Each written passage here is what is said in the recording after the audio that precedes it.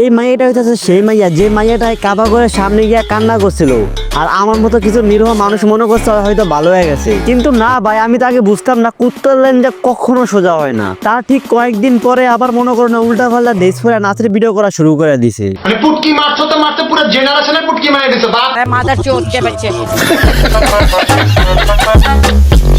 এই মাইয়াটা হইতেছে সেই মাইয়া যে মাইয়াকে কিনা কোন একটা লোক এআই দিয়ে নোটস বানিয়ে ভাইরাল করে দিছিল। ওই সময় এইটা নিয়ে অনেক বেশি আলোচনা হয়, আর ওই টাইমে মনে হয় ও একটু বেশি ফেমাস হয়েছিল। তার আগে মানুষ ওরে বেশি একটা চিনতো না। এই মাইয়া যদি লজ্জা শরম থাকতো তাহলে ওর নোটস ভাইরাল হওয়ার পর ওই সোশ্যাল মিডিয়াতে ভিডিও আপলোড করতে পারতো না। যদিও নোটস ওই ভাইরাল করে নাই, অন্য কেউ এআই দিয়ে বানিয়ে ভাইরাল করছে, তারপর ওর ভিতরে একটা লজ্জা শরম আছে না, এটা মানুষ না। লজ্জা শরম থাকে না শুধু খানকি মাগিদের ভিতরে। আর এইসব মাইয়াগুলো হইতেছে বালপাক না, চরম বালপাক না, তোমার আমার ধারণার বাইরে। এই মাইয়া যে উল্টা পাল্টা ড্রেস পরে ভিডিও করে এইটা কোনো সমস্যাই না। পরে বুঝাইবো কোন হালায় এইসব ভিডিও যদি কোনো একটা ছেলে মানুষে দেখে তাহলে ওর দিকে কোন নজরে ছেলেটাই তাকাইবো। মামা এসব ভিডিও বন্ধ করো। ওরা কি বালসাল ভিডিও করে আপলোড করে, একটা ভিডিওতে 2 মিলিয়ন 3 মিলিয়ন করে ভিউজ পায়। আর তোমরা তো জানোই ফেসবুকে রিলসের ভিতরে হিউজ পরিমাণ টাকা দেয়। আমি মনে মনে চিন্তা করি এইসব ভিডিওগুলো দেখে কোন বাঞ্চোদেরা এইসব মাইয়াগুলো দেখলে মনটা চায় কানে গলায় থাপড়ে। এখন তোমরাই বলো কোন একটা সুস্থ মস্তিষ্কের মানুষ নিজের বিয়ের মতো পার্সোনাল একটা জিনিস, একটা পার্সোনাল কাজ নিয়ে পাবলিকলি এরকম ভাবে পোস্ট ভিডিও আপলোড কি করবো?